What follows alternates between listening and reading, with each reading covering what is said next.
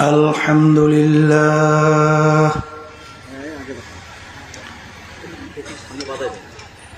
الحمد لله نحمده ونستعينه ونستغفره ونؤمن به ونتوكل عليه ونعوذ بالله من شرور أنفسنا من يهده الله فلا مضل له ومن يضلله فلا هادي له ونشهد أن لا إله إلا الله وحده لا شريك له ونشهد أن محمدا عبده ورسوله أما بعد فأعوذ بالله من الشيطان الرجيم بسم الله الرحمن الرحيم ولقد كرمنا بني آدم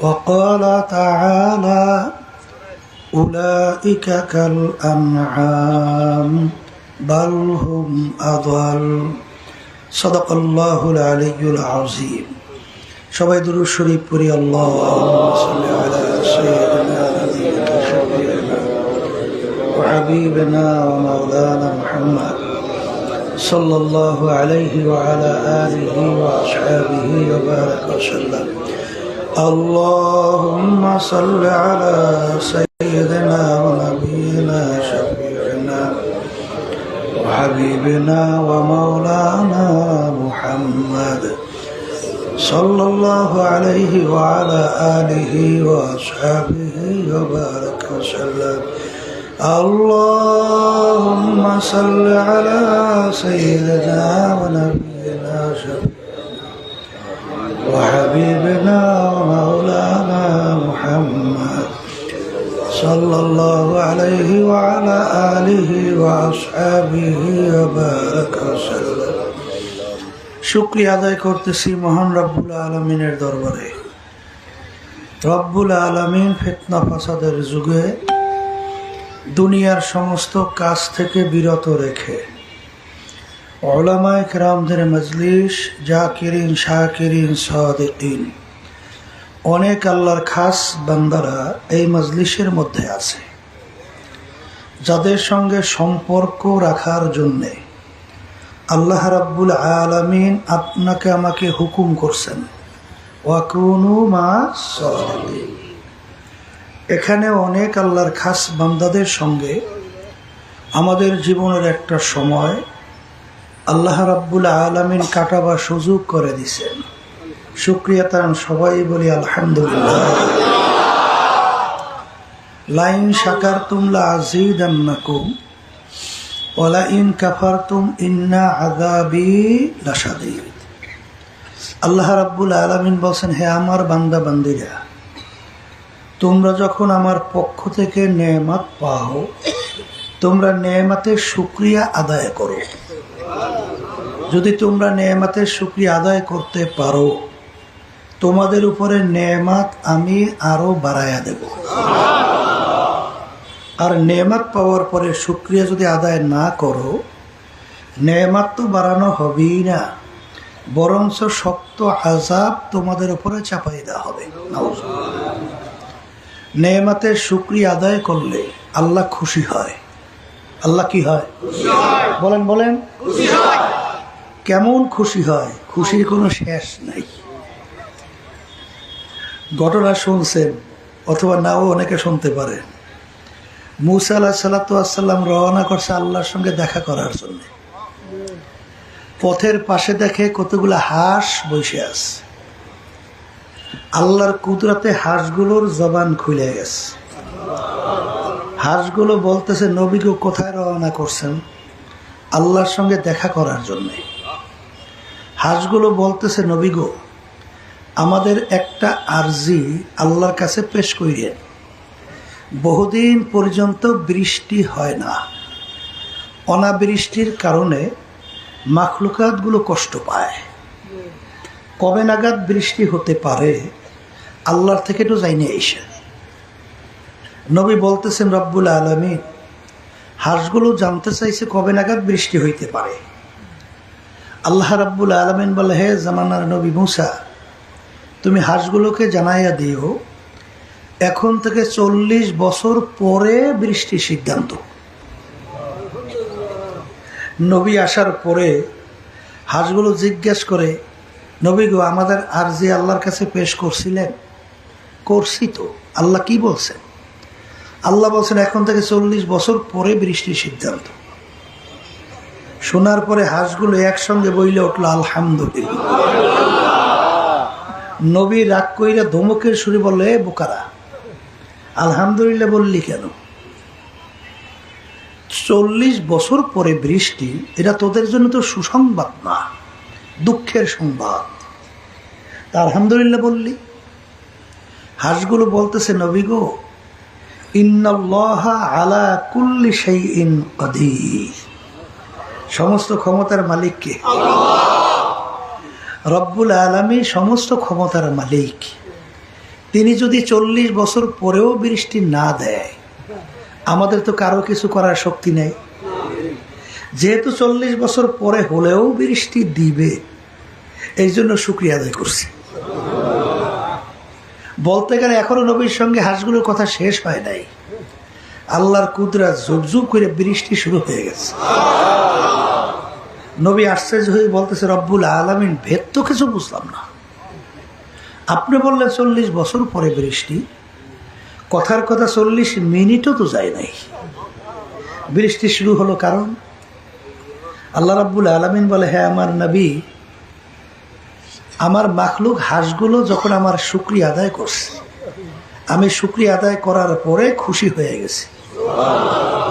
খুশি হওয়ার পরে আমার সিদ্ধান্ত পরিবর্তন করিয়া এখন নাগাদ বৃষ্টি নাযিল করছি।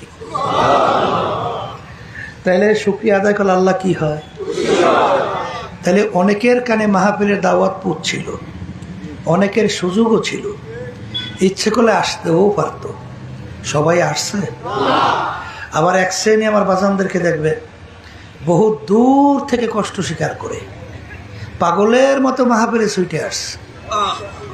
আমার আব্বাজান বলতেন, দিনই মাহফিলে প্রথম থেকে শেষ পর্যন্ত থাইকা বাড়ি বিদায় হয়ে চলে গেলে আমল নামার মধ্যে কম পক্ষে হলেও 50 লক্ষ নেকি এরকম জমা হতেই পারে না। তা নিয়ত যাদের সহি, আল্লাহকে রাজি খুশির উদ্দেশ্যে যারা আসছে, লক্ষ লক্ষ নেকি আল্লাহ আমল নামায় দান করবে না? আসতে কত না করবে না? এই আল্লাহর বান্দারা, একটা নেকির মূল্য কত জানা আছে? আল্লাহ রাসূল সাল্লাল্লাহু আলাইহি ওয়াসাল্লাম বলছেন, এই যারা মদিনা শরীফ গেছেন, উহুদ পাহাড় তো দেখছেন, মাইলকে মাইল লম্বা, বিরাট উঁচা। আল্লাহ হাবিব সাল্লাল্লাহু আলাইহি ওয়াসাল্লাম, এই ফ্যান লাগবে না, উহুদ পাহাড়কে ইঙ্গিত করে বলছিলেন, পুরা পাহাড়টা যদি স্বর্ণের হয়ে যায়, পুরা পাহাড় কি হয়? এর যত মূল্য হবে তুলনা ছাড়া একটা নেকির মূল্য অনেক বেশি। একটা নেকির কি প্রয়োজন? আল্লাহ রাব্বুল আলামিন কোরআনুল কারীমের ভিতরে বলছেন, ফামান ইয়ামাল মিসকালা যাররাতিন খায়রান ইয়ারা ওয়া মান ইয়ামাল মিসকালা যাররাতিন শাররান ইয়ারা। আমি বলছি না আল্লাহ বলছে? আচ্ছা, যাররা পরিমাণ তোমার যদি নেকি থাকে তার ফল তুমি ভোগ করতে পারবে, আর যাররা পরিমাণ যদি গুনাহও থাকে তার ফলও তোমার ভোগ করা লাগবে। আমি বলছি না আল্লাহ বলছে? আচ্ছা, যাররা কাকে বলে? কাপড় ধুইয়া নিগড়াইয়া রোদ্রের ভিতরে ঝাড়া দিলে লক্ষ লক্ষ রেণু রেণু দেখা যায় কি যায় না? ওই এক একটা রেণুকে বলা হয় যাররা। তাহলে এই পরিমাণ গুনাহ থাকলেও তার ফল ভোগ করতে হবে, নেক থাকলেও ফল ভোগ করতে পারবে। তাহলে একটা নেকির অভাব, একটা গুনার কারণ জাহান্নামের শিকল হাতে পায়ে লাগতে পারে? আসতে কয় তো কি পারে? আচ্ছা, একটা নেকির জন্য কিয়ামতের ময়দানে ঠেকে গেছে, থাকতে পারে না? আচ্ছা, তাহলে এখন নিয়ম অনুযায়ী কি হয়েছে? জাহান্নামের শিকল হাতে পায়ে লাগছে। আচ্ছা, এখন কিয়ামতের ময়দানে একটা নেকি সংগ্রহের জন্য সর্বপ্রথম দৌড়েছে মায়ের কাছে। মায়ের চেয়ে আপন দুনিয়াতে আর কে আছে? নাই। নিঃস্বার্থভাবে যে দুনিয়ায় কেউ কাউকে মোহাব্বত করে, মা সন্তানকে করে। কথা ঠিক না ভাই? ঠিক। তাহলে মায়ের কাছে যাওয়ার পরে মা কি উত্তর দেবে? আল্লাহ রাব্বুল আলামিন কোরআনুল কারীমের ভিতরে আগেই জানাইয়া দিয়েছেন, ইয়াউমা ইয়াফিরুল মারউ মিন আখিহি ওয়া উম্মিহি ওয়া আবিহি ওয়া সাহিবাতিহি ওয়া বানিহি লিকুল্লি ইমরিইম মিনহুম ইয়াউমা ইযিন শা'নুন ইউগনি। কে বলছেন? বলেন, মুখ খুলে বলেন। কিয়ামতের ময়দান একটা নেকির জন্য ঠেকা বাজছে। মায়ের কাছে যাওয়ার পরে মা কি করবে? আল্লাহ বলতেছেন কিয়ামতের ময়দানটা এত ভয়াবহ হবে, মা সন্তানের পরিচয় দেওয়া তো দূরের কথা, মা সন্তান থেকে ভাইগে যাবে। কে বলছেন? এখন বলেন তো, যদি মা সন্তান থেকে ভাইগে যায়, এমন দ্বিতীয় আপনার কে আপন আছে যে আপনাকে নেকি দিবে? বলেন মুখ খুললে। আছে কেউ? আছে? তাহলে ওই কিয়ামতের মধ্যে কঠিন সময় কেউ কাউকে নেকি দিবে চিন্তাও করা যায় না। কিন্তু আজকে যারা মাহফিলে আসছে, নিয়ত যাদের সহি, আল্লাহ যদি কবুল করে, একটা দুইটা নেকি না, লক্ষ লক্ষ নেকি আল্লাহ রাব্বুল আলামিন আমলনামা দান করবে। যারা মাহফিলে আসছে, জিসি না ঠকছি? আর তো আসতে বলে। আর যারা আসে নাই, এখন আপনি আর আমি তো বলছি খুব জিসি, আর যারা আসে নাই বলছি ঠকছি। ঠকছে না? কিন্তু এক শ্রেণীর দেখবেন মুসলমান দাবি করে, আমাদের এই কথাগুলো শোনার পরে তারা মিসকি মিসকি হাসে, আবার টিটকারি মারে, একজন আর একজনের গায়ের ভিতরে ডইলে ডইলে হাসতে হাসতে পড়ে। কথা বলে না? আসে না? না। আমি আমার ভাইদেরকে বলবো, পর্দা আলে মা বোনরা যারা শুনতেছেন, শোনেন, যারা আমাদের কথা নিয়ে হাসে এর কারণ কি? আবার এক শ্রেণী মানুষ সবের কথা শুনলে কামাই করার জন্য পাগল হয়, কারণ কি? কারণ আছে না? না? জোরে আছে? আছে। আমি আপনাদের সামনে প্রথম যে আয়াত শরীফ তেলাওয়াত করছি, আয়াতের ভিতরে আল্লাহ রাব্বুল আলামিন কি বলছেন? ওয়ালাকাদ কাররামনা বানি আদম। আল্লাহ বলতেছেন, আমি যত মাখলুকাত সৃষ্টি করছি, 18,000, শোনেন না যে 18,000 কম বেশি মাখলুকাত আল্লাহ সৃষ্টি করছেন? শুনিনি আমরা? শুনি না? আচ্ছা, এই 18,000 কম বেশি মাখলুকাতের মধ্যে আল্লাহ রাব্বুল আলামিন সর্বশ্রেষ্ঠ সম্মানিত করে আল্লাহ রাব্বুল আলামিন মানুষকে সৃষ্টি করছে। তাহলে আমরা যারা মানুষ, বলেন তারা সৃষ্টির সেরা। বলেন মুখ খুলা। আমরা যারা মানুষ, এইটা শোনার পরে খুশি না বেজা? খুশি তো হওয়াই লাগবে, না হয় তো কোনো উপায় নেই।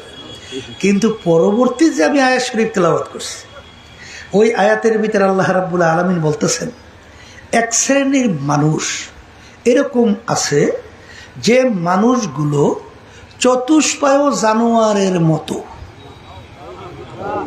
সৃষ্টি সেরা তো দূরের কথা, কিসের মতো? আবার বলে, এরপরে আল্লাহ বলতেছেন তার চেয়েও খারাপ।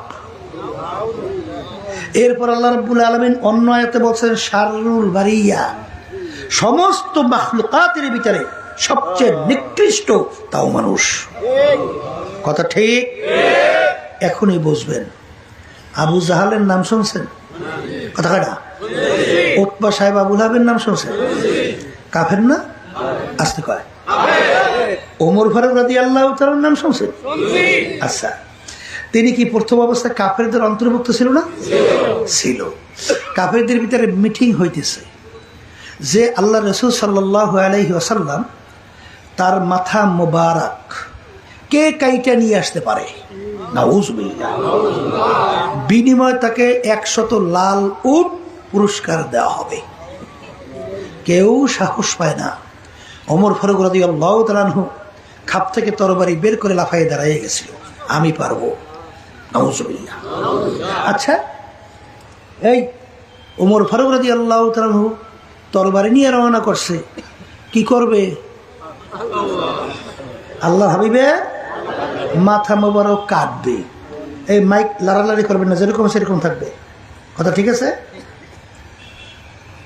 পথের মধ্যে জানেন কি ঘটনা হয়েছে? অনেকই অল্প সময়ের ব্যবধানে আল্লাহ রাব্বুল আলামিন এমন পরিবর্তন তাকে ঘটাইয়া দিল, ওই তরবারি নিয়েই সর্বপ্রথম ইসলামের পক্ষে আল্লাহ রাসূল সাল্লাল্লাহু আলাইহি ওয়াসাল্লাম সহ রাজপথে প্রকাশ্যে নারায়ে তাকবীর, আল্লাহু আকবার, এই স্লোগান দিয়ে রাজপথের নামছে কি নামে নাই? এখন আমি বাজানদেরকে জিজ্ঞেস করি, আচ্ছা একটু আগে আল্লাহ রাসূল সাল্লাল্লাহু আলাইহি ওয়াসাল্লামকে কতল করার যখন তিনি রওনা করছিলেন তরবারি নিয়ে, তখন তার চক্ষু ছিল কয়টা? দুইটা। একটু পরে ইসলামের পক্ষে যখন তিনি স্লোগান দিয়ে নামছে আর বলছিল, কাফেররা আমি ওমর মুসলমান হয়ে গেছি, এতিম যদি সন্তান কেউ করতে চাও তাহলে আমি ওমরের সামনে চলে আস, স্ত্রী যদি কেউ বিধবা করতে চাও তাহলে আমি ওমরের সামনে আস, আমি ওমর মুসলমান হয়ে গেছি। আচ্ছা, এই স্লোগান দিয়ে যখন রাস্তায় নামছে এখন তার চক্ষু হয়েছে 4টা। হ্যাঁ, এই একটু আগে যখন আল্লাহ রাসূলকে কতল করার জন্য গেলেন তখন তার হাত ছিল 2টা, আর এখন কি 4টা? পাও আগে যা ছিল তাই আছে, অন্যান্য অঙ্গ প্রত্যঙ্গ কি পার্থক্য হয়েছে? সব ঠিক আছে। তাইলে অঙ্গ প্রত্যঙ্গ কোনো দিক থেকে পরিবর্তন হয় নাই, তাহলে কোন জায়গায় পরিবর্তনের কারণে আগে ছিল সবচেয়ে নিকৃষ্ট একটা, মাখলুকাতের চেয়েও খারাপ, আর এখন মানুষের ভিতরে মাখলুকাতের ভিতরে সবচেয়ে শ্রেষ্ঠ মানুষ হয়ে গেছে? তাহলে বোঝা গেল এক জায়গায় পরিবর্তন হয়েছে। আসতে কয় একটা জায়গায় কি হয়েছে না হয় নাই? এই জন্য আমি বাজানদেরকে বলবো, যারা আমাদের কথা শোনার পরে মিসকি মিসকি হাসে, ওই একটা জায়গায় পরিবর্তন। শোনেন, মানুষ বংশের দিক থেকে সম্মানিত না, মানুষ পীর হইলেই সম্মানিত হয় না, মানুষ মুফতি মুহাদ্দিস হইলে সম্মানিত হয় না, টাকা পয়সার মালিক হইলেই সম্মানিত হয় না, চেয়ারম্যান মেম্বার এমপি মিনিস্টার হইলেই সম্মানিত হয় না, জমিদার সভাপতি সেক্রেটারি অমুক তমুক সমুক হইলেই সম্মানিত হয় না। সম্মানিত হয় কিসের উপরে ভিত্তি কইরা? এইটাই বুঝাবার জন্য, বুঝবার জন্যই মাহফিলের ব্যবস্থা। কথা ঠিক না ভাই? ঠিক। আল্লাহ রাসূল সাল্লাল্লাহু আলাইহি ওয়াসাল্লাম বলেন, আলা ওয়া ইন্না ফিল জাসাদি মুদগা ইযা সালুহা সালুহাল জাসাদু কুল্লুহু ওয়া ইযা ফাসাদাত ফাসাদাল জাসাদু কুল্লুহু আলা ওয়া হিয়াল কলব। আল্লাহ রাসূল সাল্লাল্লাহু আলাইহি ওয়াসাল্লাম বলে, প্রত্যেকটা মানুষের মধ্যে আল্লাহ রাব্বুল আলামিন স্পেশাল একটা গোশতের টুকরা দান করছে। সবাই বলে সুবহানাল্লাহ। আল্লাহ রাসূল সাল্লাল্লাহু আলাইহি ওয়াসাল্লাম বলে, ওই গোশতের টুকরা যার ভালো হয়ে যায়, এক পর্যায়ে ওই মানুষটা ফেরেশতার চেয়েও সম্মানিত হয়ে যায়। আর ওই গোশতের টুকরা খারাপ হতে হতে এক পর্যায়ে ওই মানুষটা কুত্তা, শিয়াল, শুয়োরের চেয়েও খারাপ হয়ে যায়। ওই গোশতের টুকরার নাম হলো কলব। বলেন, গোশতের টুকরার নাম কি? আবার মুখস্থ করে বলে। এক শ্রেণী বর্তমানে কিন্তু বাইরে এসে কলম মুড়ে বিশ্বাস করতে চায় না, আস্তে করে। ঠিক এই কথা ঠিক বলছি না ভুল বলছি? এই আল্লাহর বান্দারা, আল্লাহ রাব্বুল আলামিন এখন যে আমরা এখানে আসছি, আমাদের সবাই ইচ্ছা কি, আশা কি? জাহান্নাম থেকে বাঁচবে, বেহেশতে যাবে। না ভুল বলছি? সবার এই আশা আছে না? কি জাহান্নাম থেকে বাঁচবো, বেহেশতে যাব। এখন বেহেশতে যদি যাইতে চান, আল্লাহ রাব্বুল আলামিন বেহেশতে যাওয়ার জন্য শর্ত লাগাইছেন। কি লাগাইছেন? আবার বলেন, ইল্লা মান আতাল্লাহা বিকলবিন সালিম। কে বলছে? না আমি বলছি, না কোনো পীর, মুফতি, মুহাদ্দিস। আল্লাহ বলছেন এই কলবে সালিম, অর্থাৎ ভালো কলব ছাড়া আমার পবিত্র জায়গা বেহেশতের মধ্যে হবে না। আমি বলছি না আল্লাহ বলছে? হ্যাঁ, শোনেন, কোরআন কারীমে কোনো ভুল আছে? হ্যাঁ, আজ পর্যন্ত কেউ ভুল বের করতে পারছে? আল্লাহ রাব্বুল আলামিন এক সূরার মধ্যে প্রায় এই 11টা না কয়টা কসম করার পরে বলছেন, ক্বাদ আফলাহা মান যাক্কাহা ওয়া ক্বাদ খাবা মান দাসসাহা। যারা ওই গোশতের টুকরা নামক কলবকে ভালো করতে পারবে, তারাই নাজাত পেয়ে জান্নাতে যাবে। আর যারা কলব নামক গোশতের টুকরা খারাপ হয়ে যাবে, তারা জাহান্নামে চলে যাবে। নাউজুবিল্লাহ। কন আল্লাহ রাব্বুল আলামিন তার রাসূলকে দুনিয়াতে পাঠাইছেন, পাঠাইছে না? এই পাঠানোর কারণ নাই? আসতে কয় কারণ নাই? এই আল্লাহ রাব্বুল আলামিন বলতেছেন, আমার রাসূলকে আমি দুনিয়াতে কেন পাঠাইছি? ইয়াতলু আলাইহিম আয়াতিহি ওয়া ইউযাক্কিহিম ওয়া ইউআল্লিমুহুমুল কিতাবা ওয়াল হিকমা। আল্লাহ রাব্বুল আলামিন তার রাসূলকে দুনিয়াতে পাঠাইছেন কয়েকটা কাজ। এর ভিতরে একটা কাজ হলো আমার রাসূল তার উম্মতদের আত্মশুদ্ধি করাইবে। কি করাইবে? আবার কোন? তাইলে কলব ভালো করা, মানুষ সম্মানিত হওয়া, মানুষ নিকৃষ্ট হওয়ার মাধ্যম। আসতে বলে ঠিক না? ঠিক। আজকে শরীরের পরিচর্যার জন্য তো সবাই পাগল, কথা বলে না? এই সাবান লাগায়, আতর সোনো গোলাপ লাগায়, কত রঙের বেরঙের পোশাক পরে শরীরটারে সুন্দর করে, কিন্তু কলব নামক যে গোশতের কুদরতি টুকরা, ওইটার উপরে মেসেজ করে তোমার বেহেশতে যাওয়া না যাওয়া, এ ব্যাপারে অনেকেরই চিন্তা নাই। কি কথা ঠিক? এই জন্য আমার ভাইদেরকে বলবো, পর্দার আড়ালের মা বোনরা যারা শুনতেছে, বলতে পারেন হুজুর তাহলে কলব ভালো খারাপ হয় কিসে? কিতে ভালো হয়, কিসে খারাপ হয়? সংক্ষেপ বলছি, কলবের উল্লেখযোগ্য 10টা রোগ আছে। কয়টা রোগ? ওই রোগগুলো যখন তোমার দূর হয়ে যাবে, তখন কলবটা ভালো। আর রোগগুলো যতক্ষণ থাকবে, তখন তোমার কলবটা খারাপ। কথা ঠিক? 1 নম্বর রোগ মুখস্থ করেন, তাকাব্বুরি।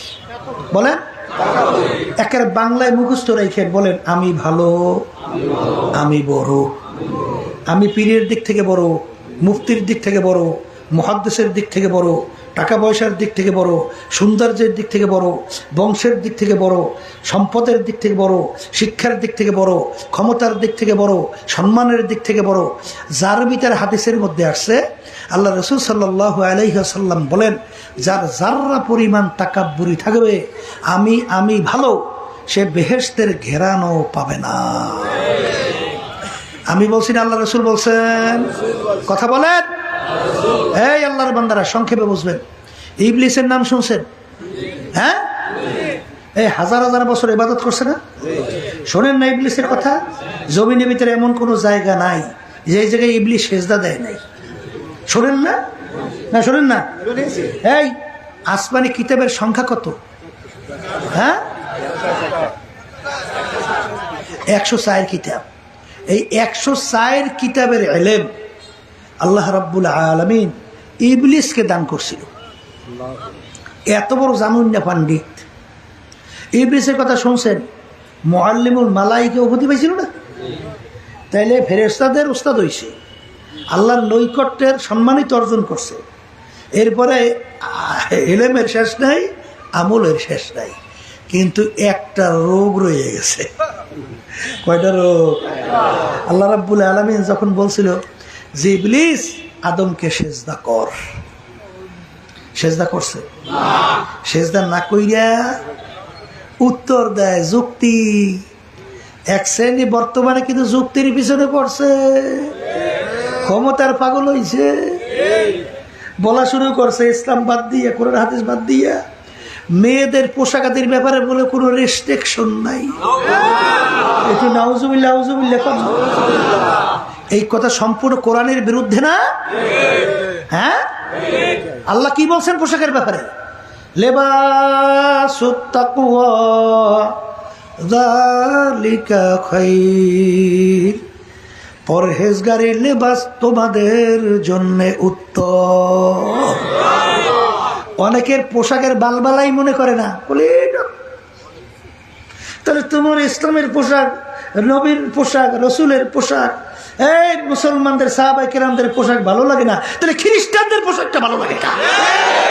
কারণটা কি? হ্যাঁ, খ্রিস্টানদের কালচার ভালো লাগে কেন? তাদের সংস্কৃতি তোমার ভালো লাগে কেন? কারণটা কি? কি পোশাকের ব্যাপারে কোনো রেস্ট্রিকশন নাই? একটু আসতে বলেন। এই অনেকে সুন্নাতের গুরুত্ব দেয় না। কিসের গুরুত্ব দেয় না? এই সুন্নাত যদি না থাকে তার ভিতরে ফরজ থাকে? একটু বলেন তো, একটু বলেন তো। বাস্তব চ্যালেঞ্জ করে বললাম, চ্যালেঞ্জ। যাদের ভিতরে সুন্নাত নাই ওদের ভিতরে দেখবেন ফরজও নাই। চ্যালেঞ্জ করলাম। কারণ কি তা জানেন? আব্বাজান রহমাতুল্লাহ আলাইহি বলতেন সুন্নাত হলো ফরজের বেড়া। কিসের বেড়া? কিসের বেড়া? এখনই বুঝবেন। অনেকে ফসল লাগান না, এই ফসল লাগাই বেড়া দেয়। বেড়া বুঝেন তো? আমরা বরিশাল লেখই বেড়া, আপনারা কি করেন? বেড়াই তো বলেন, বুঝলি তো ঠিক মতো। আচ্ছা, আলহামদুলিল্লাহ। এই বেড়া দেন কেন? ছাগল গরু যেন ফসল খাইতে। আচ্ছা, তাহলে সুন্নাত হলো ফরজের বেড়া। এখনই বুঝবেন। আচ্ছা, দাড়ি রাখবেন কি পরিমাণ? বলেন এক মুষ্টি। বর্তমানে কিন্তু এক শ্রেণী দাড়ি এক মুষ্টির উপর রাখিও বলে দাড়ির হক বলে আদায় হয়। এক কোন জায়গায় পাইছি? আমরা জীবনে কোরআন হাদিসের ভিতরে কোথাও পাইও নাই, দেখিও নাই, শুনিও নাই। যদি আপনারা কেউ শুনে থাকেন দয়া করিয়া দেখে থাকেন, আল্লাহ আমাদেরকে দেখাইয়া দেন। ১.৫ লক্ষ ১.৫ লক্ষের কাছাকাছি সাহাবায়ে কেরাম। একজন সাহাবীর ইতিহাসে নাই এক মুষ্টির উপরে দাড়ি ছাড়ছে বা কামাইছে, এরকম একজন সাহাবীর ইতিহাস দুনিয়াতে নাই, আমরা পাই নাই। আপনারা পাইলে আল্লাহর রাস্তায় জানাইয়ে দেন। আচ্ছা, দাড়ি রাখছে সুন্নাত তরিকায়, ঠিক কিনা? চুল রাখবেন কেমন? তাই বলে ৩ পদে ৩ রকমের এক রকম, ৩ প্রকারের এক প্রকার। কান্দা পর্যন্ত লম্বা, কানের লতি পর্যন্ত লম্বা। সাউহু হাদিসের ভিতরে আসছে, সব দিক থেকে সমান করিয়া দেওয়া। এক শ্রেণী বর্তমানে বাজানরা চুল রাখে, এখান থেকে ছোট, উপরে এত বড়। আপনাদের চোখে পড়ে? হ্যাঁ, এটা ৩ প্রকারের এক প্রকারের মধ্যেও নাই। কথা ঠিক কিনা? আচ্ছা, টুপি রাখবেন কেমন? সেখানে নির্দেশ নাই, হাদিসের ভিতরে আসছে বাতহা, অর্থাৎ মাথার সঙ্গে লাইগে থাকা, ঠিক কিনা? আমরা পাঁচকল্লি দেই কেন? বলে মাথাও গোল, তাই পাঁচকল্লি দেওয়ার মাধ্যমে গোল বানায়। বলটা গোল, বল কি গোল। আচ্ছা, তালি না দিলে গোল হয়? হ্যাঁ, তাইলে এখন মাথাও গোল, হাদিসের ভিতরে আছে বাতহা, লাইগে থাকবে চতুর্দিক থেকে। তাহলে আশরাফ আলী হাকিমুল উম্মত থানবী রহমাতুল্লাহি আলাইহি তিনি দেখলেন যে মাথা গোল, তাইলে তালি না দিলে গোল করা যায় না। তাইলে তালি যখন দেবই, তাইলে 5টা তালি দেই, কারণ ইসলামের বেনা কয়টা? ইসলামের মূল ভিত্তি 5টা। এই জন্য তালিও দিলাম 5টা। এই জন্য আমরা 5 করলি মাথায় দিছি। এবং বিজাতিদের টুপি না হইলে, ওরা টুপি তো না, ক্যাপ। বিজাতিদের ক্যাপ না হলেই অন্যান্য টুপির মাধ্যমে সুন্নাত আদায় হবে। কথা ঠিক কিনা? আচ্ছা, তাহলে সুন্নাত অনুযায়ী টুপি মাথায় রাখছেন, আলহামদুলিল্লাহ। জামা রাখবেন গায়ে কোন পর্যন্ত? হাদিসের ভিতরে আসছে নিসফু সাক। হাদিসের ভিতরে কি আসছে? নিসফু সাক। নিসফু সাক বুঝছেন? হাঁটু গিরা এর মাঝ বরাবর, একে বলা হয় নেস, আর সাক বলা হয় এই মোটা হাড্ডিটা, এর মাঝ বরাবর লম্বা, এতটুকু হইতে হবে জামা। দিলেন এই পরিমাণ জামা লম্বা গায়ে। আচ্ছা, এক শ্রেণী বাজানরা আছে খ্রিস্টানদের পোশাক পরিয়া, এই ফুল প্যান্ট। এই ফুল প্যান্ট কি টাকনু গিরের নিচে পরে না উপরে পরে?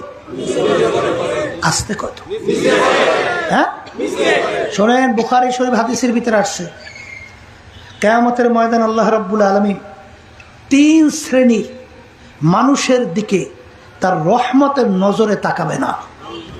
কয় শ্রেণী? আমার মুখ খুললে বলেন। এর ভিতরে এক শ্রেণী যারা নাকি পুরুষ টাকনু গিরার নিচে কাপড় পরে। কি রেস্ট্রিকশন নাই? আসতে কত আছে?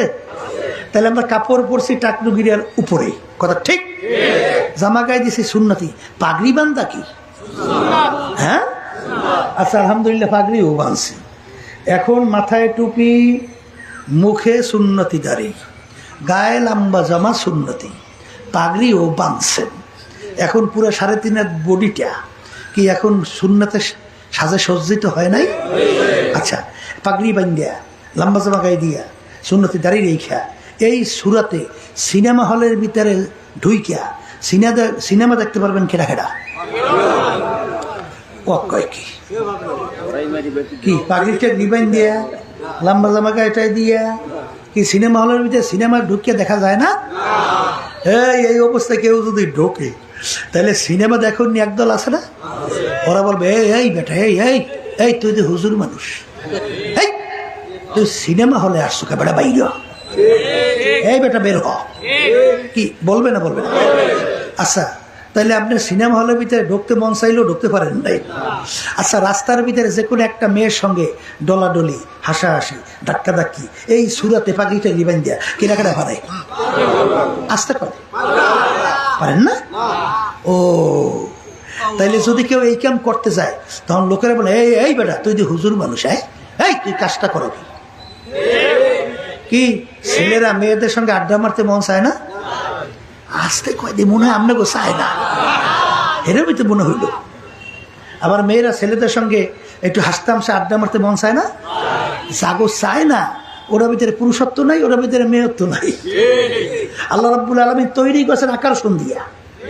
যদি বলে হুজুর আমনে গো খালি চোখটা খারাপ, ও যে কত ভালো, হ্যাঁ তো আমরা পেপার পত্রিকা খুললি দেখি কি? তাইলে বুঝা গেল মেয়েদের ছেলেদের দিকে আকর্ষণ, ছেলেদের মেয়ের দিকে আকর্ষণ, এইটাই বাস্তবতা। কিন্তু এই সুন্নতি এই পোশাকের বরকতে আল্লাহ রাব্বুল আলামিন এই হারাম থেকে বাঁচাইয়া রাখার সুবিধা রাস্তা কইলে দেয়। কি কথা বলবো? এই অবস্থা কেউ ঘুষ খাইতে পারে? সুদ খাইতে পারে? মিথ্যে কথা বলতে পারে? তখন ভিতর থেকে একটা বাধা দেয়, এই তুই কিসের মিথ্যা কথা বলিস? এই তোর গায়ে নবীর সুন্নত, তোর মুখের ভিতরে নবীর সুন্নত দাড়ি, তোর মাথার ভিতরে নবীর সুন্নত টুপি, তোর মাথার ভিতরে নবীর সুন্নত পাগড়ি, তুই কি করতেছিস? বাতা দেয় কি দেয় না? জোরে বলে দেয় কি দেয় না?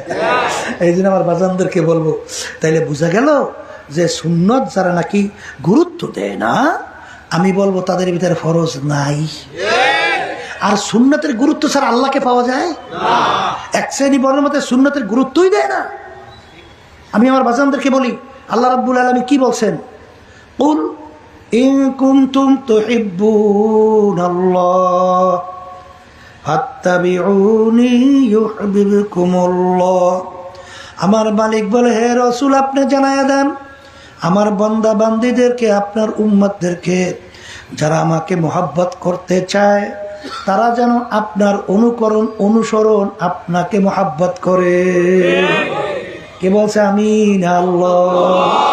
এখন বলেন তো, আল্লাহর রসুল ছাড়া বাইপাস আল্লাহকে পাওয়া যায়?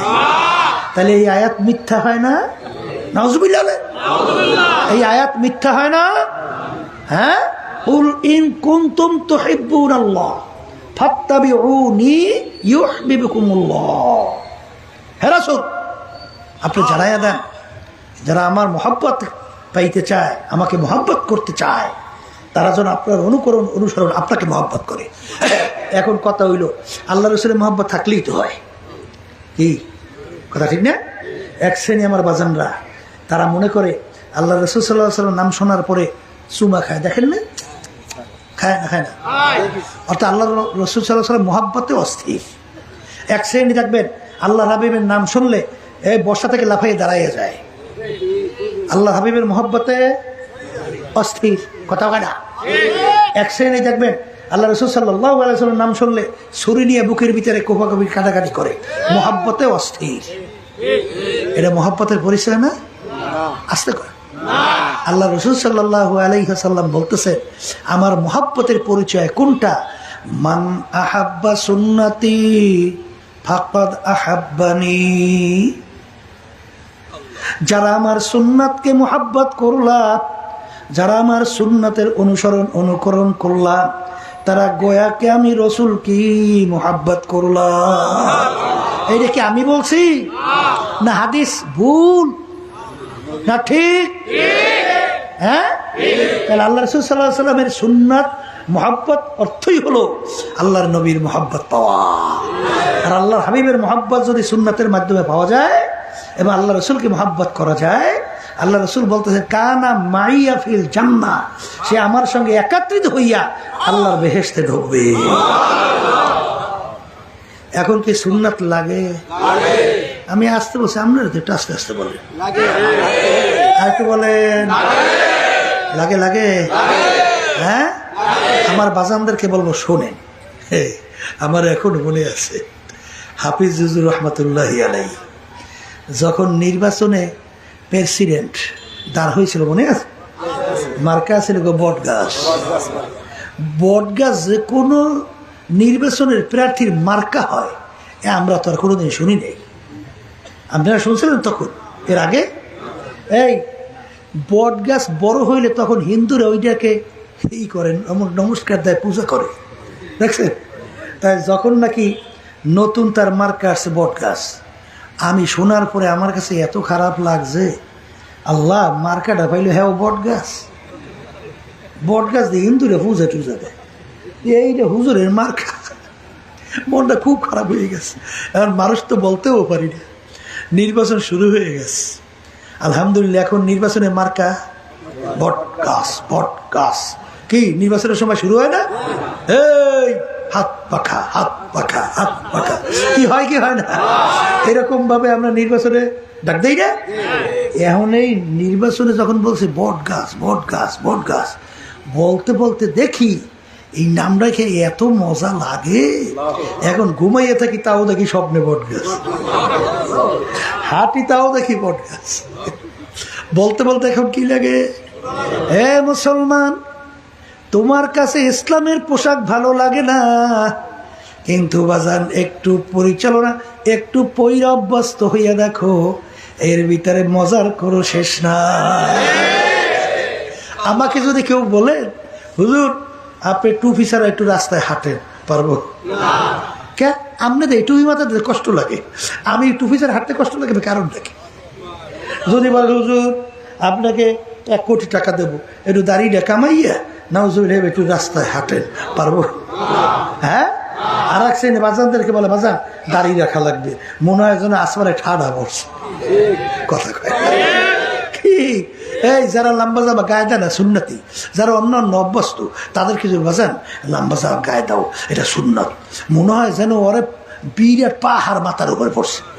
আর আমাকে যদি বলেন যে হুজুর লম্বা জামাটা বাদ দিয়া শার্ট গায়ে দিয়া ওই খ্রিস্টানদের পোশাক, এবার রাস্তায় একটু হাঁটেন, পারবো?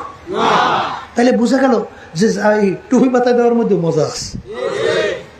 আমি ভুল বলছি মনে হয়?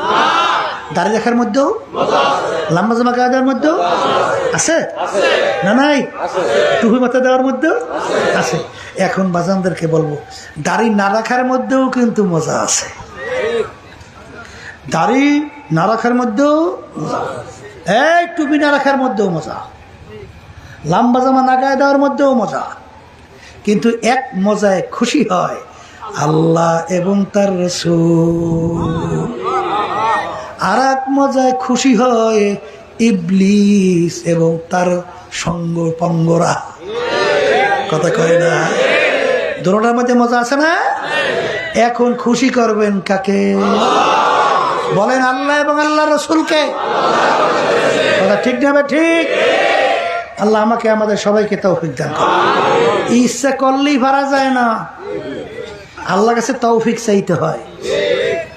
ইমাম গাজ্জালী রহমাতুল্লাহি আলাইহি, আমাদের এই তরিকার মুরব্বী রশিদ আহমদ গাঙ্গুহি রহমাতুল্লাহি আলাইহি, তিনি ওয়াজের ভিতরে বলতেছিলেন যে আল্লাহ এবং বন্দাবান্দের ভিতরে ৭০,০০০ নূরের পর্দার ফাঁক, একটা পর্দা পাওয়ার শক্তি কারো নাই। কিন্তু আল্লাহ রাব্বুল আলামিন যার উপরে দয়ার নজর আসে মুহূর্তে পার হয়। মুসা আলাইহিস সালামের ঘটনা জানেন না? জাদুঘরে এক পাশে প্রায় ৭০,০০০-এর মতো, মুসা আলাইহিস সালাম এক পাশে দাঁড়াইছে, ফেরাউন তো ৭০,০০০-এর মতো জাদুঘর দাঁড় করছে। পাট পাকাই ছাইরা দেয়, বড় বাঘ হয়ে যায়, বড় সাপ হয়ে যায়, অনেক কিছু অনেক কিছু। হে আল্লাহ রাব্বুল আলামিন, হে মুসা তোমার হাতের মধ্যে কি? মালিক লাঠি, লাঠি ছাইরা দাও। লাঠি ছাড়ার সঙ্গে সঙ্গে পাক দিয়া বিরাট সাপ হয়ে গেছে। এক গেরাসে সমস্ত জাদুঘরের জাদু এক ঢোকে গিলে ফেলিস। ওই অবস্থা আল্লাহ রাব্বুল আলামিন ওই জাদুঘরের সামনে থেকে ৭০,০০০ নূরের পর্দা আল্লাহ উঠাইয়া ইমানে কামেল হিসাবে কবুল করে নেস সমস্ত জাদুঘর মুহূর্তের মধ্যে। ফেরাউন যত ভয় দেখাইছে, ডান হাত কাটবে বাম হাত কাটবে, উল্টো ফুল্টো অমুক কাটতে আগুনে জ্বালাইয়া তৈল জাল দিয়া কই মাছের মধ্যে ভাজা করবে, ইমান টলাইতে সরাইতে পারছে? তৌফিক কে দেছে? এই জন্য আল্লাহর ওলিরা দোয়া করে, তাআত তৌফিক তাআত হামজাতু, তাআত তৌফিক তাআত হামজাতু, ইয়ামানাত ওয়া ইজাবাত হামজাতু। সন্তান মাকে জোর করে টাইনে দুধ খাইবে, এই শক্তি সন্তানের আছে? এই আছে?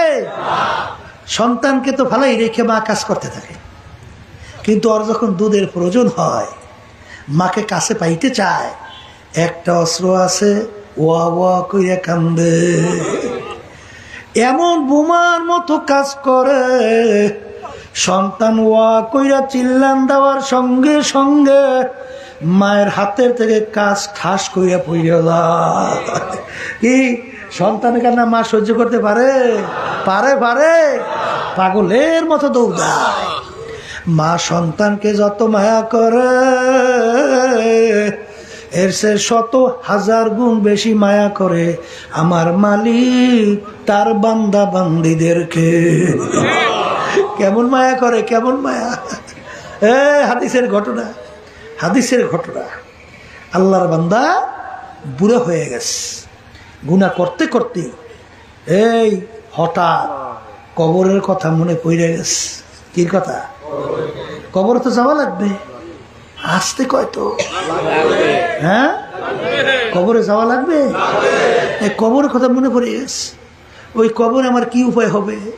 আমার এই টাকা তো আমার কবরে যাবে না, আমার আত্মীয় স্বজন ছেলে সন্তান কেউ তো আমার কবরে যাবে না, আমার দলের নেতা নেত্রী কেউ তো কবরে যাবে না, আমার তো এই চেয়ারম্যান মেম্বারি এমপি মিনিস্টারগিরি, এই সভাপতিগিরি সেক্রেটারিগিরি বর্মেয়াগিরি পীরগিরি মুফতিগিরি এত আমার কবরে যাবে না। তাইলে আমার কবরে যদি আল্লাহকে রাজি খুশি করি আমি না চাই, ওই কবর তোমার উপায় নাই। এই চিন্তা কইরা রওনা করছে হক্কানি আলেমের বাড়ি তওবা করবে। কি করবে? আপনার হাদিসের ঘটনা অনেকেই শুনছে। পথের মধ্যে আল্লাহ রাব্বুল আলামিন এই তার হায়াত শেষ, পথের মধ্যে মারা গেছে। ঠিক আছে, মারা গেছে। মারা যাওয়ার পরে এখন জাহান্নামের ফেরেশতা আসছে ওই রূহকে জাহান্নামে নেওয়ার জন্যে। জাহান্নামের ফেরেশতা বলে, বান্দা তো এখন পর্যন্ত তওবা করতে পারে নাই, রূহ আমরা পাবো। ওদিকে বেহেশতের ফেরেশতা আসছে তার রূহকে বেহেশতে নেওয়ার জন্যে। বেহেশতের ফেরেশতা বলে, বান্দা তো তওবা করার জন্য রওনা করছে, পথের মধ্যে বান্দার হায়াত শেষ হয়ে গেছে, এটা বান্দার কি দোষ? যে রূহ তো আমরা পাবো। আল্লাহ রাব্বুল আলামিন বলে, ফেরেশতারা জমিন মাপো, দেখো আমার বান্দা যেখানে মারা গেল সেখান থেকে আলেমের বাড়ি কাছে না তার বাড়ি কাছে, আলেমের বাড়ি দূরে না তার বাড়ি দূরে। যদি আলেমের বাড়ি কাছে হয় তার রূহ নিয়ে যাইবে বেহেশতের ফেরেশতা, আর যদি আলেমের বাড়ি দূরে হয় আর তার বাড়ি কাছে হয় রূহ নিয়ে যাইবে জাহান্নামের ফেরেশতা। বান্দা যেখানে মারা গেল সেখান থেকে আলেমের বাড়ি ছিল দূরে, তার বাড়ি ছিল কাছে। আল্লাহ রাব্বুল আলামিন জমিনকে হুকুম করলো, জমিন আমার বান্দার জন্য আলেমের বাড়ি কাছে হইয়া যাও, আলেমের বাড়ি কাছে হইয়া যাও, আর তার বাড়ি দূরে হয়ে যাও। ফেরেশতারা জমিন মাইপা দেখে আলেমের বাড়ি কাছে তার বাড়ি দূরে, তখন তার রূহ নিয়ে গেল বেহেশতের ফেরেশতা। কি আমার মালিক বান্দা বান্দির দয়া আছে? আর একটু আসতে কো, কি দয়া মায়া আছে? আছে আছে। তাইলে আল্লাহ রাব্বুল আলামিন দয়া পায়া পাওয়ার জন্য, মায়া পাওয়ার জন্য, এ আল্লাহর বান্দারা, মালিক কোন গোলাম উপরে খুশি? যেই গোলাম মালিকের কথা অনুযায়ী চলে। না ভুল বলছি? মালিক গোলামকে বলে ডানে যা, ও যায় বামে। মালিক গোলামকে বলে বামে যা, ও যা ডানে। মালিক বলে সামনে, ও যায় পিছনে। বলে পিছনে যা, যায় সামনে। যা বলে তার উল্টা। এই গোলামের উপরে মালিক খুশি না বেজার? কিন্তু যেই গোলাম মালিকের হুকুম অনুযায়ী চলে সেই মালিকের প্রতি, গোলামের প্রতি মালিক খুশি। কথা ঠিক কিনা? এই আল্লাহ রাব্বুল আলামিন আমাদেরকে সৃষ্টি করছেন, আমাদের মালিক। সে আমাদেরকে বলছেন এইভাবে এইভাবে চলো, এইভাবে এইভাবে করো, এইটা ছাড়ো। কথা কয় না? কথা বললে ঠিক।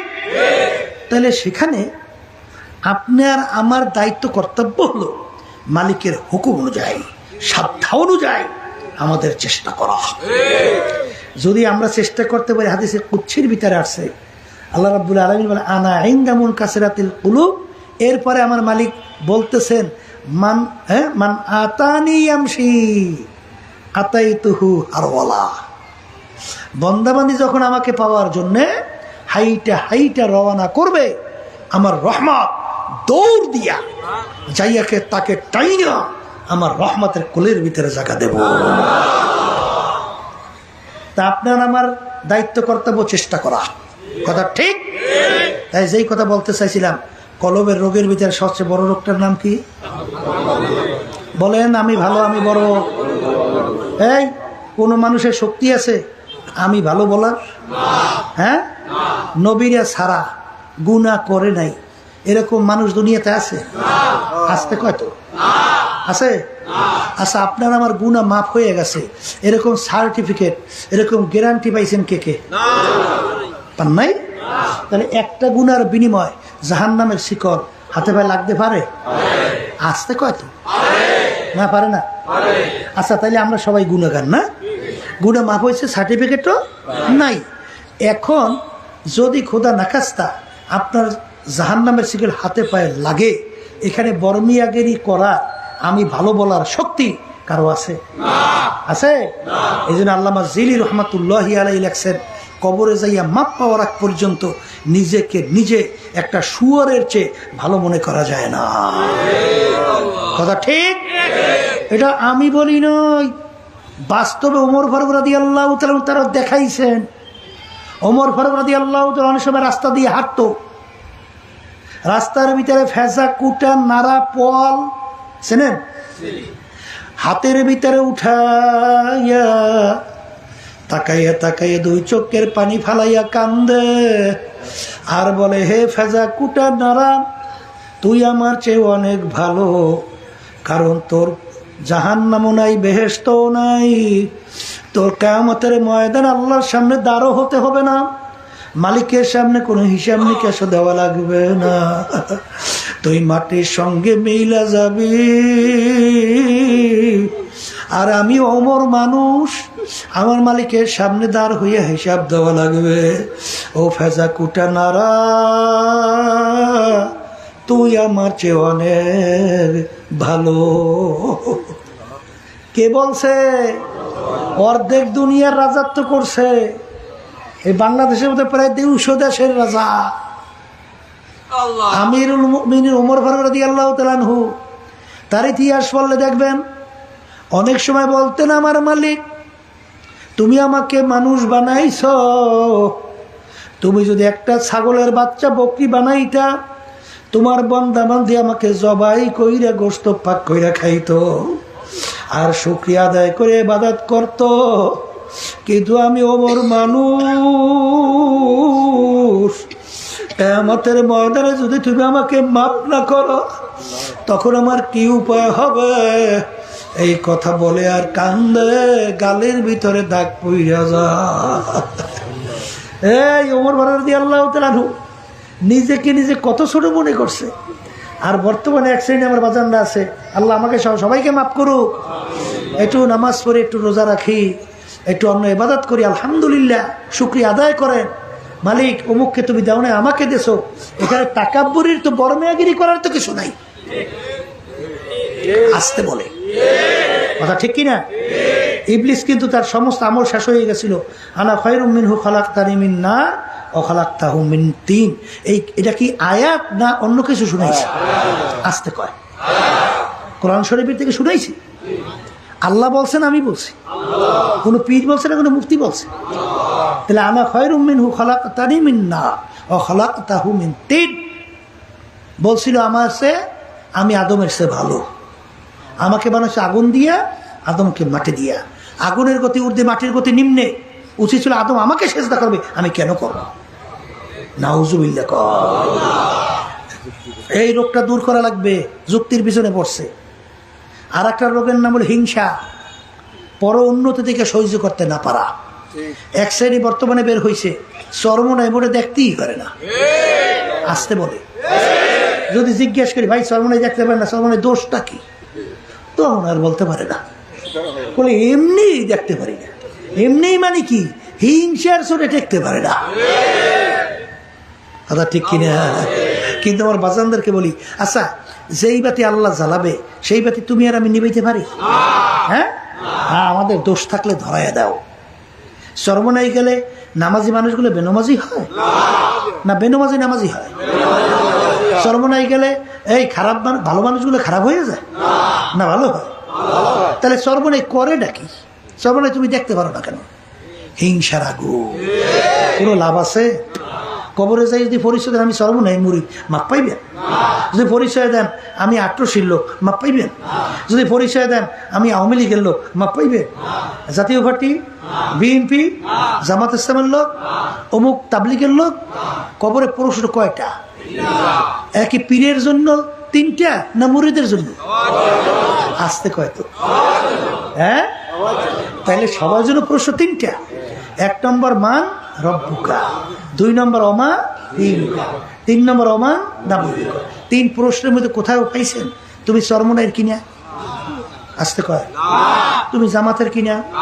তুমি সারসিনা, ফুরফুরা, জৈনপুর, তাবলিগ, তুমি বিএনপি, তুমি আওয়ামী লীগ, তুমি অমুক বংশ, সমুক বংশ, থমুক বংশ, এই পরিচয় কবরে আছে? হ্যাঁ, এইসব বাদ দেন মিয়া, এসব বাদ দেন। আল্লাহর পাগল হন, নবীর খাস উম্মত হন, তারপর কবরে যান। কথা ঠিক কিনা? এই হিংসা দূর করা লাগবে। আর একটা রোগের নাম হইল হব্বে যা হব্বে মাল। মালের মোহাব্বত, সম্মানের মোহাব্বত, পদের মোহাব্বত, ক্ষমতার মোহাব্বত। কথা ঠিক কিনা? আল্লাহ রাসূল সাল্লাল্লাহু আলাইহি ওয়াসাল্লাম বলেন, হুব্বুদ দুনিয়া রাসু কুল্লি খাতিয়াতিন, সমস্ত গুনার মূলই হলো এই দুনিয়ার মোহাব্বত।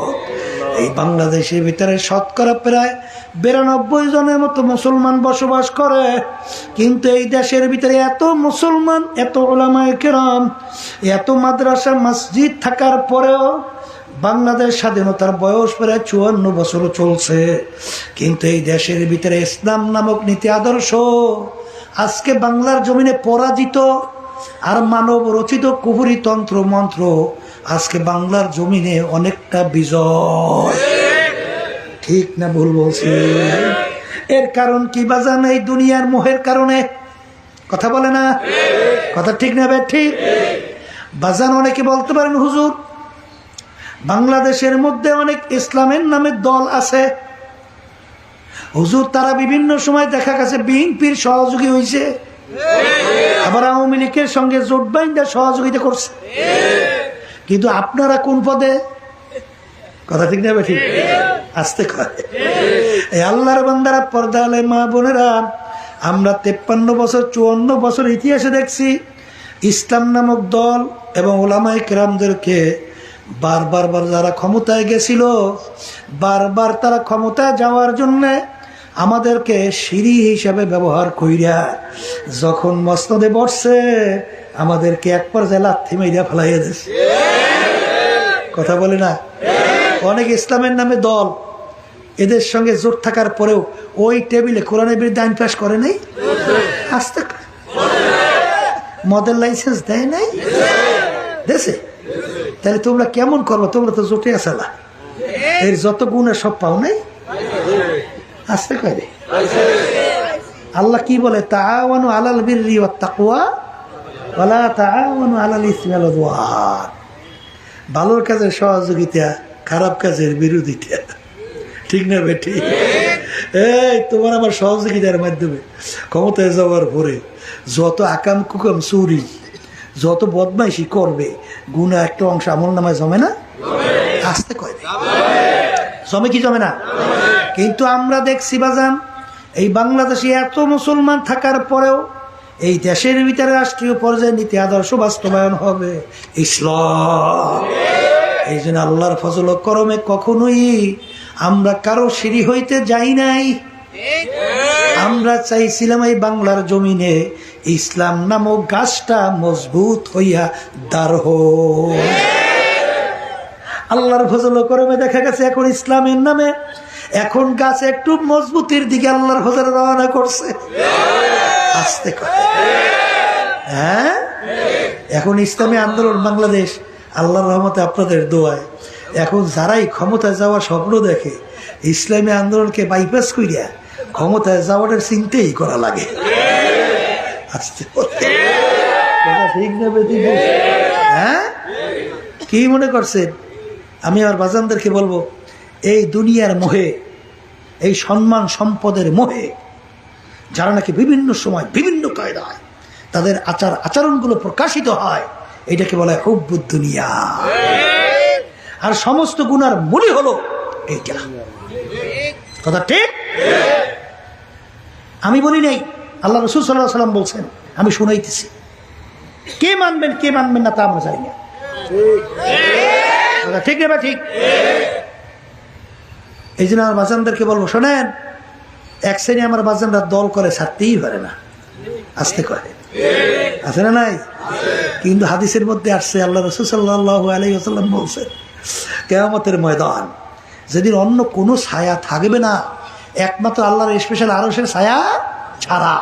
শোনেন নাই? হাদিস শোনেন নাই? ওলামায়ে কেরাম বলে শোনেন নাই যে কোনো ছায়া থাকবে না একমাত্র কিসের ছায়া? আল্লাহর স্পেশাল আরশের ছায়া ছাড়া অন্য কোনো ছায়া থাকবে না। সেদিন 7 প্রকার লোককে আল্লাহ রাব্বুল আলামিন ডাইকা তার স্পেশাল আরশের মধ্যে ছায়া দেবে। কয় প্রকার? আবার বলেন। এর ভিতরে এক প্রকার হুব্বু ফিল্লাহ বুগযু ফিল্লাহ। আল্লাহ রাসূল সাল্লাল্লাহু আলাইহি ওয়াসাল্লাম বলেন, যারা দুনিয়ায় থাকা অবস্থায় সম্পর্ক মোহাব্বত রাখবেও আল্লাহকে রাজি খুশির জন্যে এবং সম্পর্ক ছাড়বেও আল্লাহকে রাজি খুশির জন্যে, এই শ্রেণী মানুষদেরকে আল্লাহ রাব্বুল আলামিন কিয়ামতের ময়দানে ডাইকা ডাইকা তার স্পেশাল আরশের মধ্যে ছায়া দিবে। কথা ঠিক না বে ঠিক? এক শ্রেণীর আমার বাজানরা মানব রচিত তন্ত্র মন্ত্র যেটা যাই না সই না বুঝা মানলে কাফের হইয়া যায়। কথা কয় না? সমস্ত ক্ষমতার মালিক আল্লাহ না জনগণ? আসতে কয়। আমরা যখন ঈমান আনছি কি বলছিলাম? খায়রিহি ওয়া শাররিহি মিনাল্লাহি তাআলা ওয়াল বাসি বাদাল মাউত। ভালো মন্দের মালিক, রিজিক দেওয়ার মালিক, আইন দেওয়ার মালিক, ক্ষমতার মালিক বলছে কি? আল্লাহ। এখন তো প্রচলিত গণতন্ত্র, government of the people, by the people, for the people. এক কথা তিনি বুঝাতে চায় সমস্ত ক্ষমতার মালিক জনগণ। আউযুবিল্লাহ। এইটা জানার পরেও যারা এই দলের সঙ্গে জড়াইয়া থাকবে, এটা আল্লাহর রাজি খুশির জন্যই তো জড়াইয়া রইছে।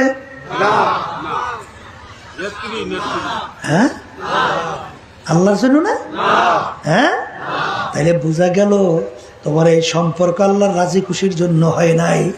এই সম্পর্ক হয়েছে দলের জন্য অথবা দুনিয়ার কোনো উদ্দেশ্যে। তাহলে তুমি ভালো করে যাই না হাদিস সত্য না মিথ্যা? কিয়ামতের ময়দানে তুমি কিয়ামতের ময়দান যেদিন অন্য কোনো ছায়া থাকবে না, হুব্বু ফিল্লাহ বুগযু ফিল্লাহ, যারা দুনিয়ার ভিতরে সম্পর্ক রাখবে আল্লাহকে রাজি খুশির জন্য, সম্পর্ক ছাড়বে আল্লাহকে রাজি খুশির জন্য, এই শ্রেণী মানুষদেরকে আমার মালিক ডাইকা তার স্পেশাল আরো সে ছায়া দান করবে। তোমরা যদি দুনিয়ায় থাকা অবস্থায় আমার বাপ, আমার বন্ধু, আমার অমুক টমুক সমুখের জন্য আমার এর সঙ্গে জড়াই থাকতে হয়, তাহলে তোমার মহাব্বত আল্লাহর জন্য হয় নাই। আর কিয়ামতের ময়দানে আরো সে নিচেও ছায়া পাবা না।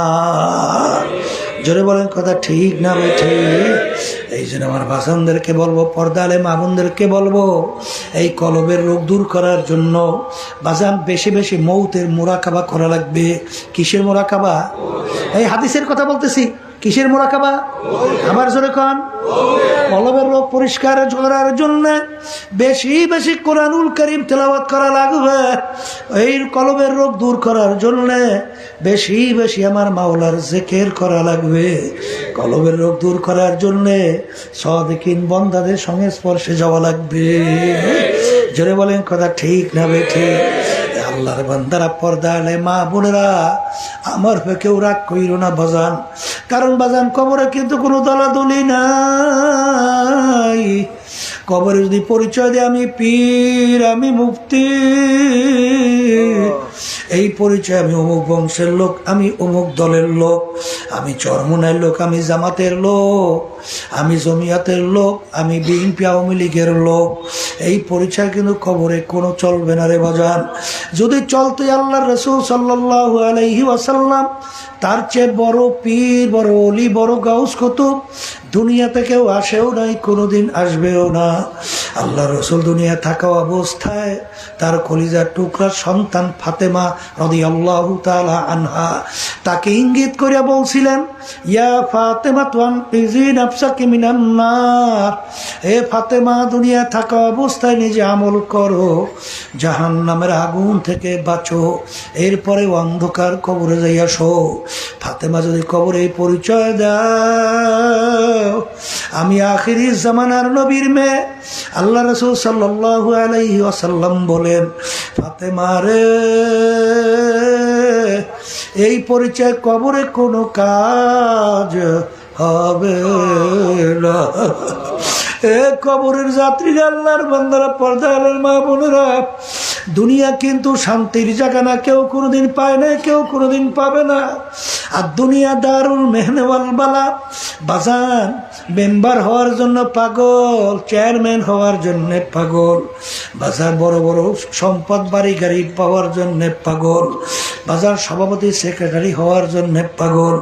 মাঝে মাঝে একটু চক্ষু বন্ধ করো, মুরাকাবা করো, তামাম দুনিয়ার ইতিহাস তাকাইয়া দেখো। তামাম দুনিয়ার মোট 4 জন লোক রাজত্ব করছিল, এর ভিতরে 2 জন মুসলমান, 2 জন অন্য জাতি। মুসলমানের ভিতরে একজন বাদশা সিকান্দার বা ইস্কান্দার বাদশা তাম দুনিয়ার রাজত্ব করলো। তিনি ইন্তেকালের আগে ওসিয়ত করছিল, আমার মৌতের পরে আমাকে গোসল করাইয়া কাপড় পরাইয়া খাটের ভিতরে উঠে হাত ধরে একটু বাহিরে রাইখা শহরটাকে ঘুরাইয়া তারপর দাফন কইর। তিনি দুনিয়া থেকে বিদায় হওয়ার পরে যখন হাত বাহির কইরা শহর ঘুরায়, যারা বোঝে না তারা বলে, দেখছ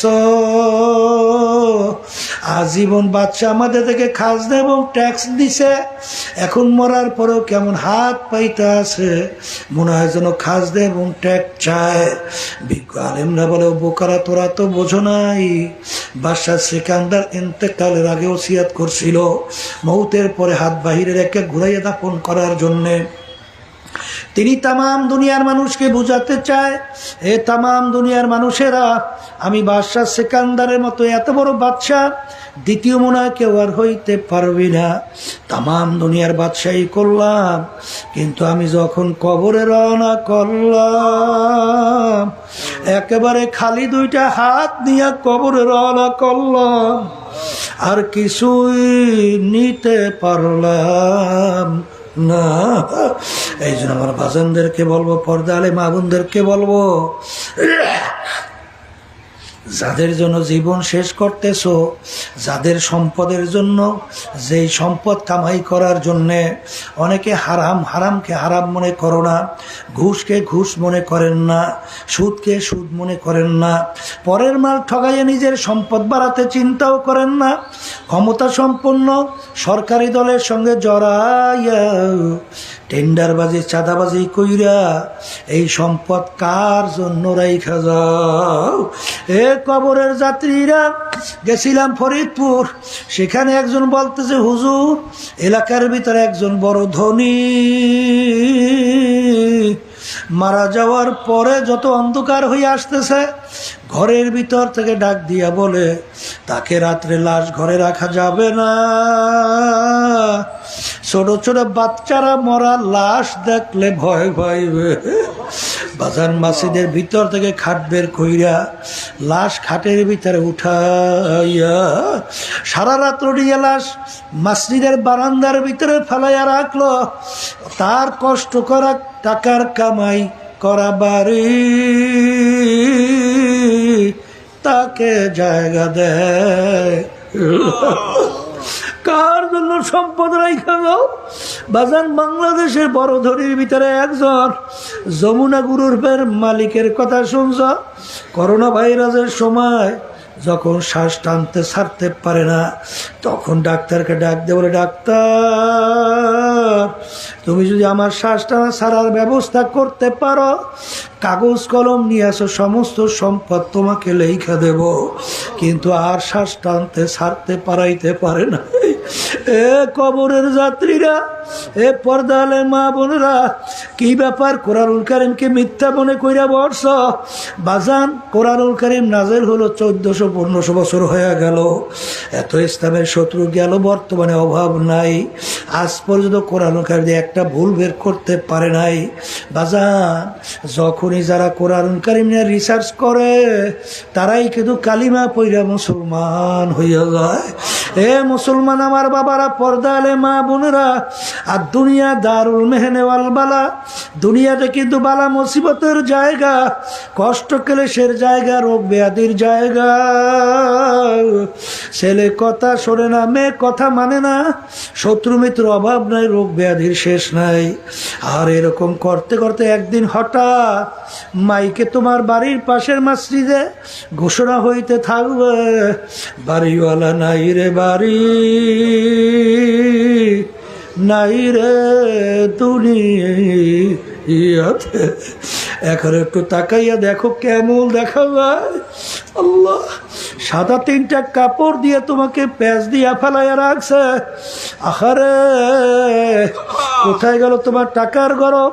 কোথায় গেল ক্ষমতার গরম? কোথায় গেল মেম্বার, চেয়ারম্যান, এমপি গিরি, মিনিস্টার গিরি?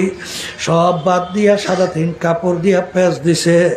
মাথার ভিতরে বান দিল, মাজায় বান দিল, পায়ের ভিতরে বান দিয়া প্যাকেট করে ফেলাইয়া রাখছে।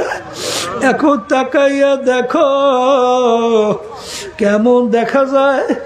আর মনকে বলো রে মন, মাথার বান্ধে বোঝা গেল রে মন, আর কোন দিন মাথা নাড়ার শক্তি নাই।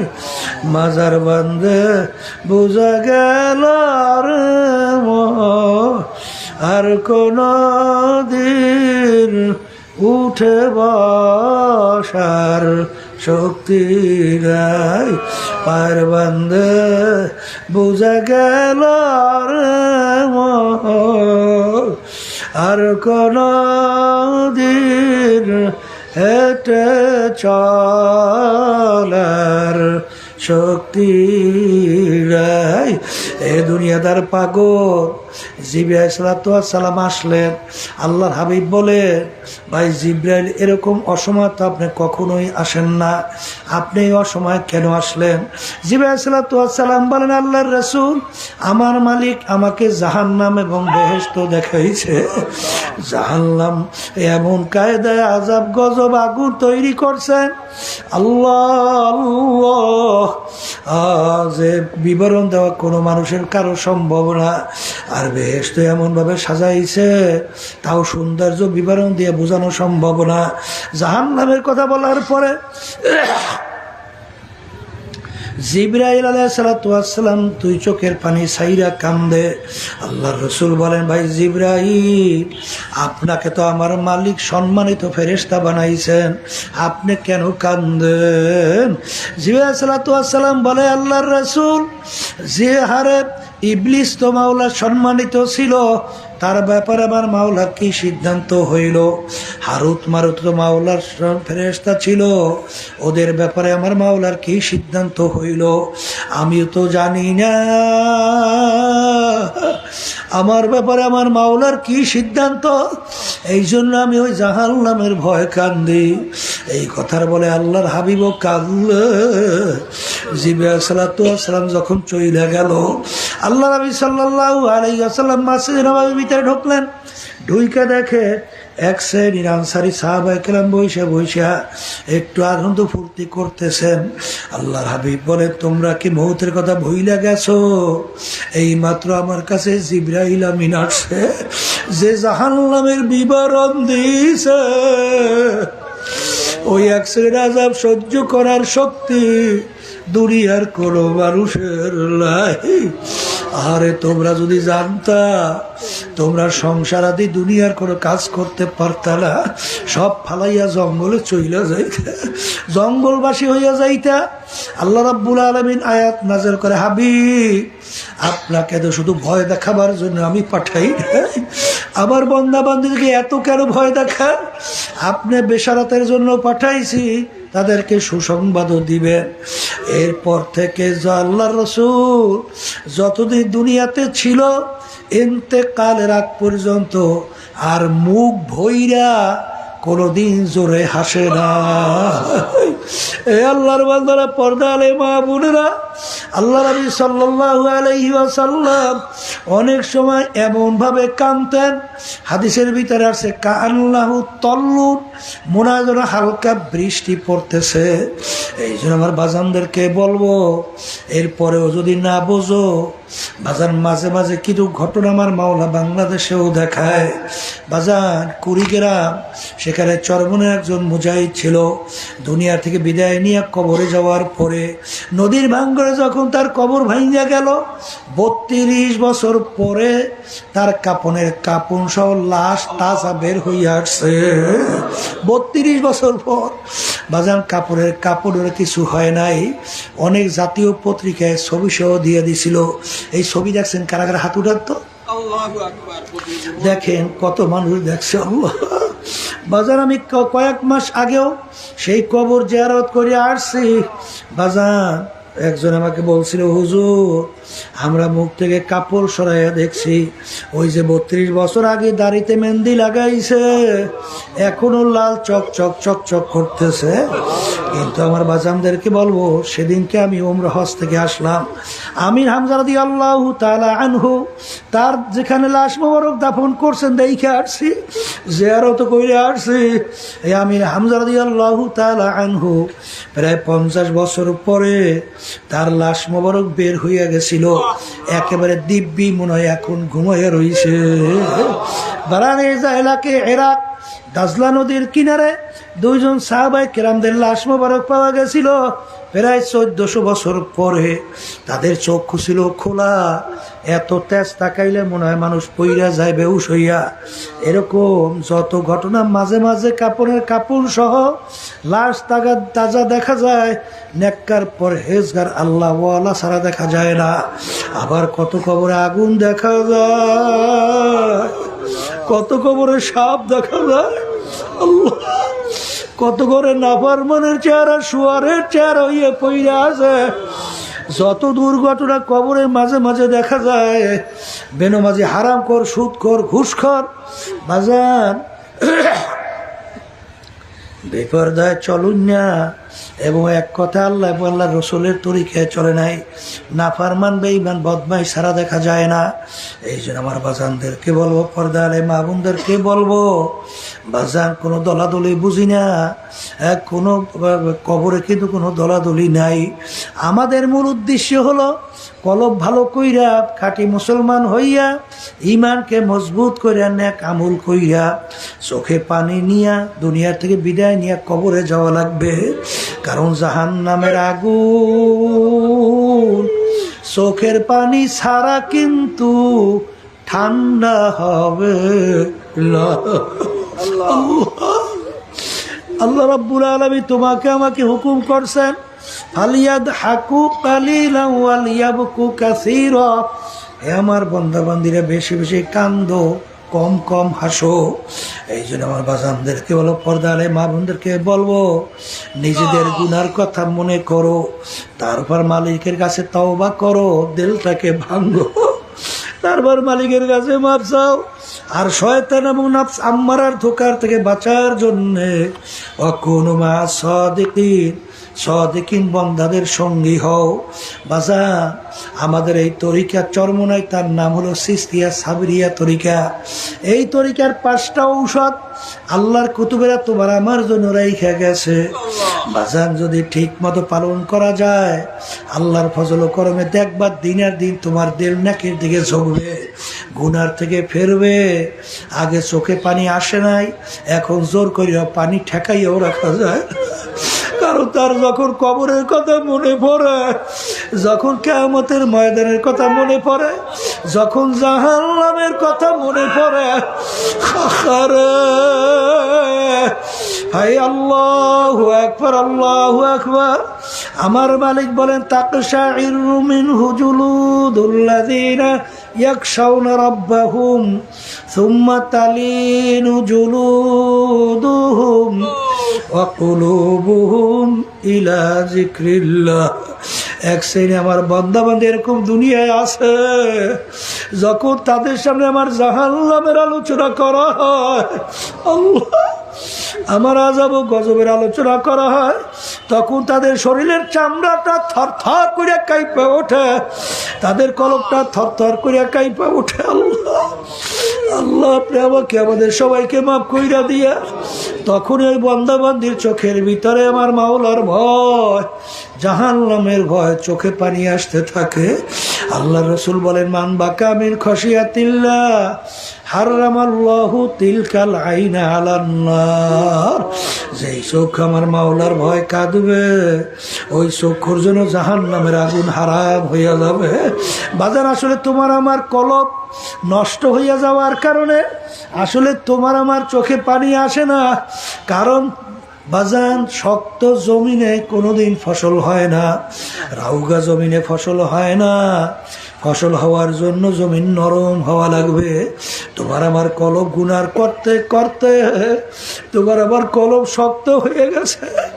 ওই শক্ত কলবের মধ্যে বাজান নরম হয় না, চোখেও পানি আসে না। যখন আমার মালিকের জিকির বেশি বেশি করবা, ওই শক্ত কলব আল্লাহর ফজলের দিন আর দিন নরম হইতে থাকবে।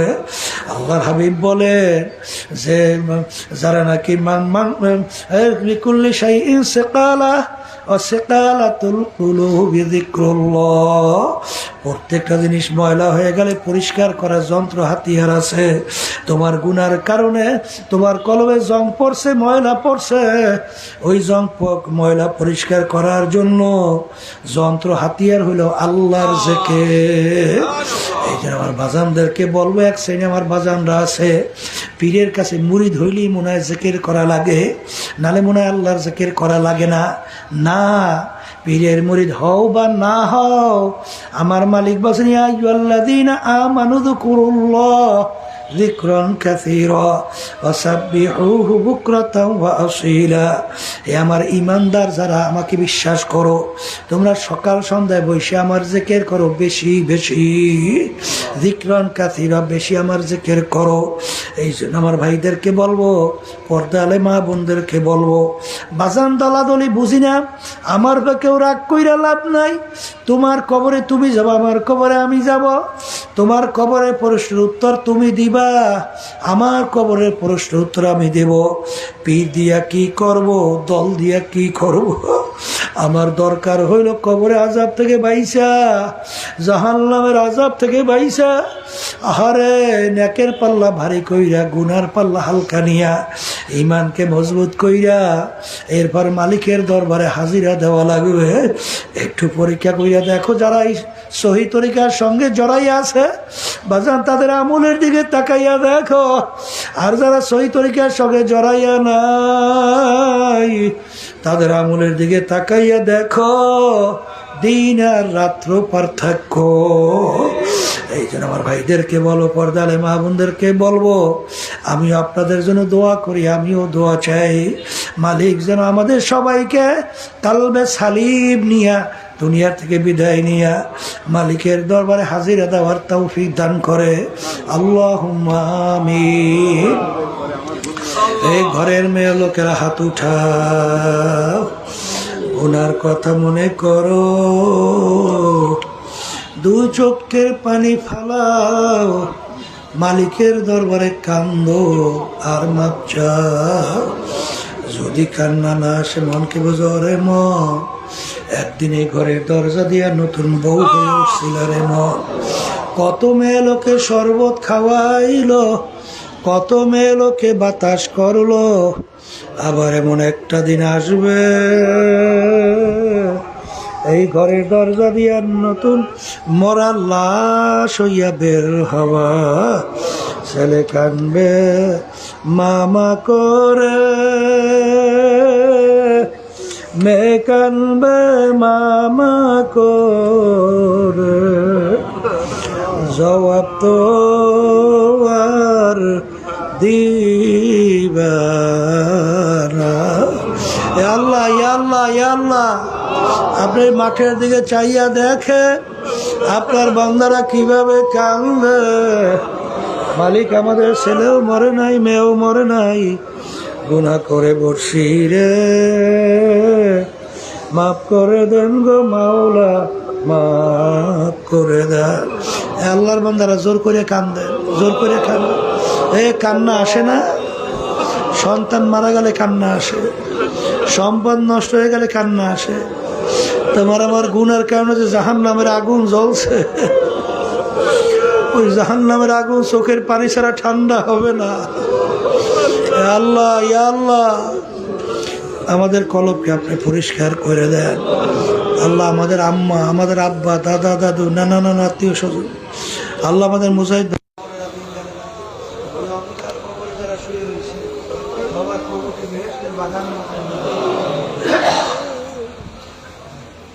আল্লাহ পর্দালে মা বোনরা পুণ্যকে হাত সবাই নকশাগুলো পুরো করে দেন। আমিন, আমিন। রব্বুল আলামিন হককে আমাদের কাছে হক হিসেবে প্রকাশ করে দেন। আমিন। বাতিলকে বাতিল হিসেবে প্রকাশ করে দেন। আমিন।